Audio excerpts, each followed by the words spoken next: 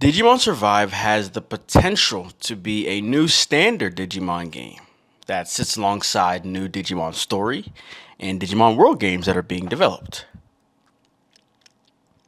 As long as it can prove that there's an audience out there for this type of game. So how we looking, Analyst Jam? I'm glad you asked. Now, in the first week, Digimon Survive sold 28,536 copies, trailing right behind Xenoblade Chronicles 3. Now, if you want an analyst's opinion, release Survive by itself, we're going to the moon, baby. But before we lift off, let's check our engines. Show me the numbers. So 28.5 thousand was just on the Nintendo Switch. If we add in the PlayStation 4 version, we now have an additional 7.7 thousand, totaling 36.2 thousand copies sold in Japan in the first week. This is not including PC. Now you may be wondering why I haven't mentioned Xbox. Well, I've done the analysis and there's two potential reasons. Firstly, Famitsu, where we're getting these estimates from, only shows the top 30. Now, if we go to number 30, we see 2,407 units. Meaning, Xbox could have sold anywhere from 2,406 to 0. And the other potential reason is that Xbox doesn't release software sales numbers. It's just a bit weird because they do release hardware numbers, so I'm not sure though, right? I'm an analyst, not a psychic.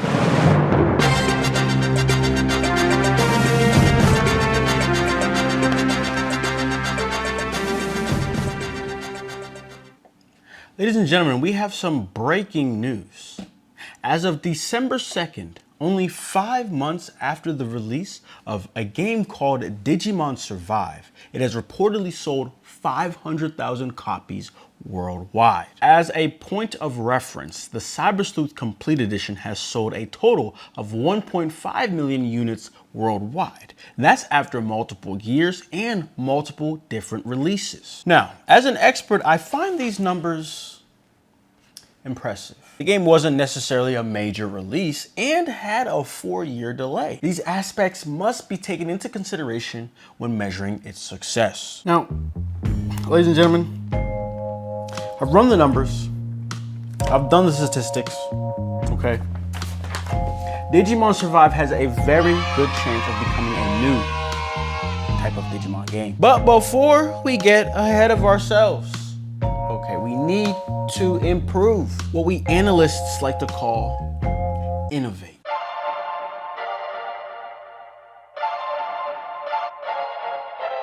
So I reviewed Digimon Survive, okay, 29-minute video. In that 29 minutes, I didn't really talk about the characters like at all. Now, in my defense, the story revolves around the characters. And I talked a lot about the story, which I liked, meaning I liked the characters. The way each member of the main cast was distinct and added that needed balance to the conversations made me feel like I was playing Digimon Adventure the anime, but for adults. Digimon Survive proves they have the ability to make cool characters. And this time, it's undeniable. I bring this up because I've seen controversy online around the Cyber Sleuth characters, right? It's kind of hit or miss whether people like them or not. I don't think that's the case here. First things first, shout out to Miconomicons on Twitter for letting me utilize his own version of the Digi-Destined for a Digimon Survive game for the thumbnail. And I'm telling y'all guys, when I saw this, one word popped into my head. Variety. One of the first things that stood out to me when Survive was revealed was the selection of Digimon, both enemies and partner Digimon. I like how they picked and choose Digimon's designs that fit the game's style, right? We have over 1,000, so there's just so much you could do with that. To be honest with y'all, bro, I'm trying to see Digimon games introduce new types of concepts. I'm talking about like armor evolution. I would be fine if they only existed in the scope of the game too. For now, I think story and world games should stick to a consistent and safe structure as they perfect this formula that I think we're still experimenting with. And not to mention, they're trying to add more Digimon models to these games on the new hardware, so let them do that for now. But for Survive, right, this is a less technically advanced game. Let's get creative.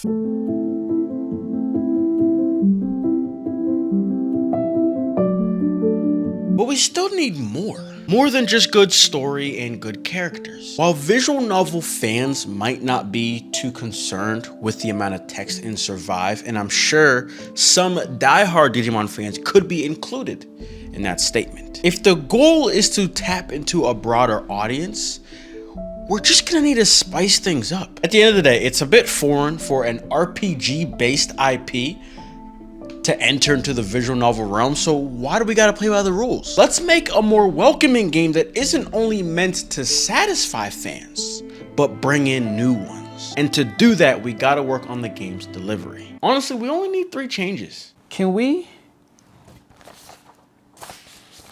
cut the bullshit?